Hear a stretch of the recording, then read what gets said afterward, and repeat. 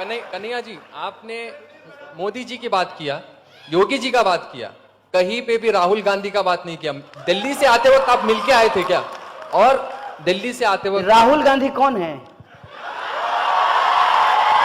और सुनिए, आप इक्वालिटी की बात कर रहे हैं। कौन राहुल गांधी? आपने इन्हें कौन राहुल गांधी? हेलो, आपका प्रश्न राहुल गांधी के बारे में क्यों नहीं बताया? बस यही है, और कुछ है? इक्वालिटी की बात करते करते आपने सिर्फ बीजेपी को टारगेट किया, जो 5 साल से अभी आई है। 60 इयर्स जो बाद में कांग्रेस ने किया, उसका कुछ नहीं देखा आपने, उसका एक भी नहीं देखा। जो दिखा योगी जी, आपका प्रश्न मोदी जी। है, आप सुने ही नहीं, आप ध्यान ही नहीं दिए। लाल बहादुर शास्त्री 1904 में पैदा हुए, मुगल सराय में पैदा हुए, 1952 में रेल मंत्री बने, और एक बार रेल दुर्घटना हो गई थी तो उन्होंने कहा कि हम इस्तीफा दे देंगे। ये 2014 से पहले की घटना है ना? ये 2014 से पहले की घटना है कि 2014 के बाद की घटना है? 2014 के बाद जो हुआ कि मुगल सराय स्टेशन का नाम बदल करके दीनदयाल उपाध्याय के ऊपर रख दिया गया। तो आप मुझे बताइए कि इस देश में जो सरकार है, सवाल उससे पूछा जाए कि नेहरू से पूछा जाए? आप बता दीजिए। ये तो वही बात हो गई ना, इस पे हमने बात की, हमने कहा आपको। देखिए, ये एकदम जानते हैं संबित पात्रा स्टाइल सवाल है। ये क्यों है इसको आप समझिए। आप जो है आप मुझे ये टैग करना चाहते हैं कि आप 2014 में जो हो रहा है उस पर ही सवाल कर रहे हैं। नहीं, थोड़ी सी जहमत उठाइए। मैं उम्मीद करता हूं कि आपके पास एंड्रॉइड फोन होगा, और आजकल 4G स्पीड भी जियो धन धनाधन दे रहा है, तो आप जो है उसको खोलिए और आप जो है मेरा टाइमलाइन 2014 से पहले जाकर के चेक कर लीजिए कि क्या एक भी सवाल हमने मोदी जी से पूछे हैं। एक भी सवाल हमने मोदी जी से नहीं पूछे हैं। जो भी सवाल हमने पूछे हैं माननीय डॉक्टर मनमोहन सिंह से पूछे हैं। यही हमारी जिम्मेवारी है बतौर नागरिक, बतौर citizen of this country. It is our responsibility to ask the question to the power. माने कमजोर से सवाल तो कोई भी पूछ सकता है। कमजोर से सवाल पूछने में क्या है? जो पावर में बैठे हैं उनसे सवाल पूछिए। आप बताइए, आप कह रहे हैं राहुल गांधी, क्यों नहीं राहुल गांधी? प्रधानमंत्री हैं देश के, क्या है? अरे जब प्रधानमंत्री हो जाएंगे तब राहुल गांधी से भी सवाल पूछेंगे, इसमें क्या दिक्कत है? और ये बात आप मेरा नोट करके रखिए कि राहुल गांधी प्रधानमंत्री हो जाएंगे, और राहुल गांधी जो आज बात बोल रहे हैं यदि उस बात को नहीं पूरा करेंगे तो इसी मजबूती से राहुल गांधी से भी सवाल पूछेंगे। यह बात को हम आपको कह देना चाहते हैं। ये जो साजिश है, इस साजिश को आप समझिए कि अपनी गलती जो है वो हम पड़ोसियों के मत्थे मर देना चाहते हैं। मैंने आप बताइए कि देश में जो हो रहा है उसके लिए हम पाकिस्तान का नाम ले रहे हैं। क्या है पाकिस्तान? मुकाबला करना होगा तो पाकिस्तान से मुकाबला करेंगे। अमेरिका, ब्रिटेन और चाइना से मुकाबला नहीं करेंगे कि पाकिस्तान से मुकाबला करेंगे। इसको आप समझिए। जानबूझ करके एक ऐसा कॉम्पिटिटर चुना जाता है। वीडियो गेम खेलते होंगे मोबाइल पे। वीडियो गेम में क्या होता है कि क्रिकेट खेलता है लोग तो अपने हिसाब से प्लेयर चुनना होता है, अपने हिसाब से टीम चुनना होता है, तो जो खेलता है हमेशा वही जीतता है। ये देश में वही हो रहा है। सरकार में जो बैठे हुए लोग हैं अपने हिसाब से विपक्ष चुन रहे हैं। मैं विपक्ष नहीं हूं, मैं विपक्ष की भूमिका में होना भी नहीं चाहता हूं, लेकिन विपक्ष का जो काम है वो काम यदि सरकार करे तो फिर विपक्ष क्या करेगी? विपक्ष का काम है सवाल पूछना, सरकार का काम है जवाब देना। विपक्ष जो है उसको कहता है जवाब दो, और सरकार जो है वो सवाल पूछ रही है। ऐसा थोड़ी होता है। जो कांग्रेस ने किया तो कांग्रेस ने वो भुगता। कांग्रेस है, राहुल गांधी तो प्रधानमंत्री नहीं है, मनमोहन सिंह भी नहीं है। वो जो है, जो मुद्दा आपने उठाया था माननीय मोदी जी ने करप्शन का, कि ये लोग बहुत करप्ट लोग हैं, इनको सत्ता से हटाइए, हमको सत्ता में लाइए, हम जो है काला धन वापस लेकर के आएंगे। आया। और क्या कहे थे कि हम 2 करोड़ जो है रोजगार पैदा करेंगे, मिला। बोले थे महंगाई कम कर देंगे।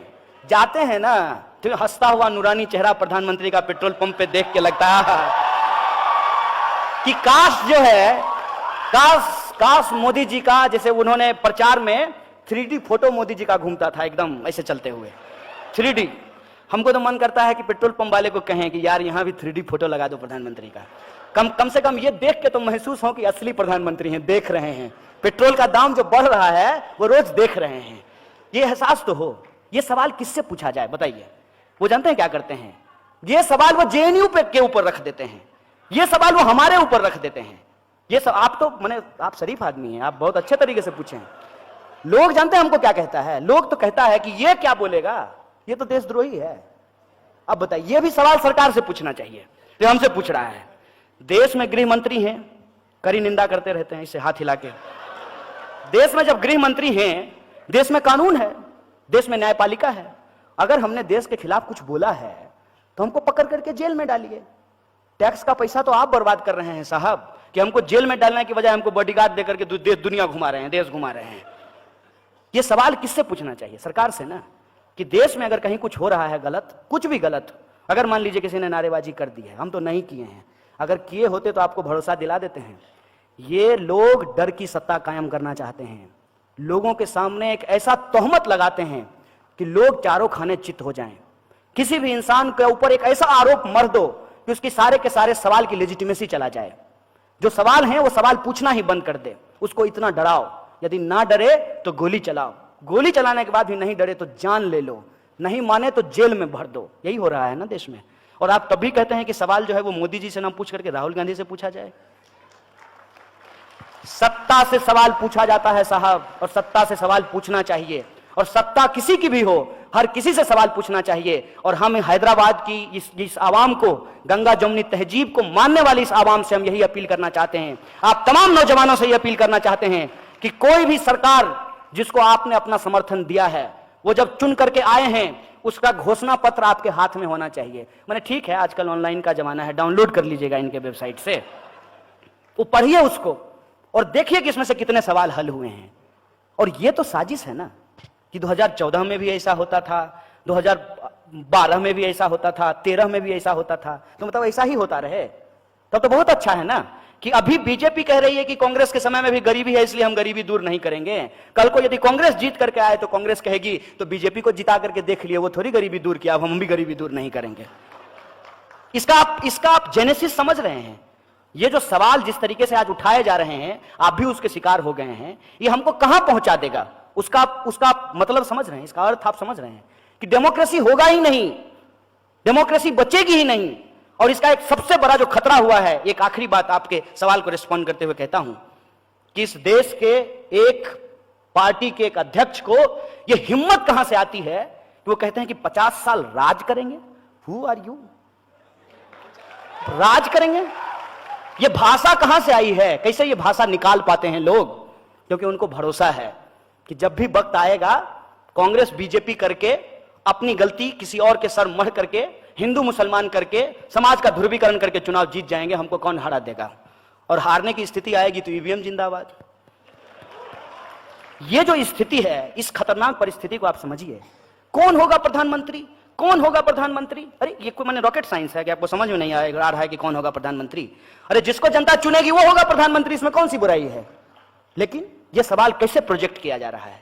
यह सवाल ऐसे प्रोजेक्ट कर रहा है जैसे 2019 में चुनाव नहीं होगा, पार्लियामेंट्री डेमोक्रेसी नहीं होगी, WWF का फाइट जो है राहुल गांधी होंगे और दूसरी तरफ जो है मोदी जी होंगे, दोनों बीच में फाइटिंग होगा और जो फाइटिंग जीतेगा वो देश का प्रधानमंत्री बनेगा। ऐसा है क्या? इस देश में 545 सीट पे चुनाव होना है। 545 सीट पे जब चुनाव होगा, उसमें जिसका बहुमत होगा, जिस सरकार की बहुमत होगी, जिस अलायंस का बहुमत होगा, वो लोग जाकर के अपना जो है प्रधानमंत्री चुनेंगे, वो अपना मंत्रिमंडल चुनेंगे। यही होता है ना पार्लियामेंट्री डेमोक्रेसी। ये प्रेसिडेंशियल मोड ऑफ डेमोक्रेसी है। ये अमेरिका तो नहीं है, ये हिंदुस्तान है ना। अमेरिका के चुनाव में और हिंदुस्तान के चुनाव में क्या फर्क है?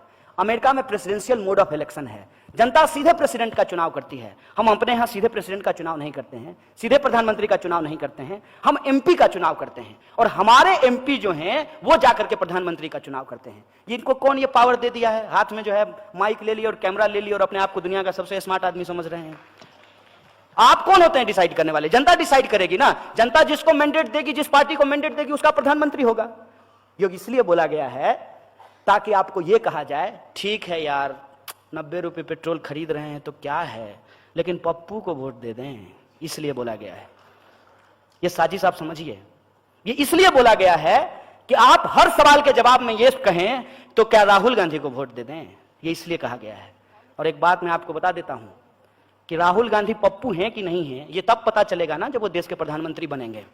लेकिन प्रधानमंत्री गप्पू हैं ये पिछले 4.5 सालों में पता चल गया है। ये बात मैं आपको बता देना चाहता हूं।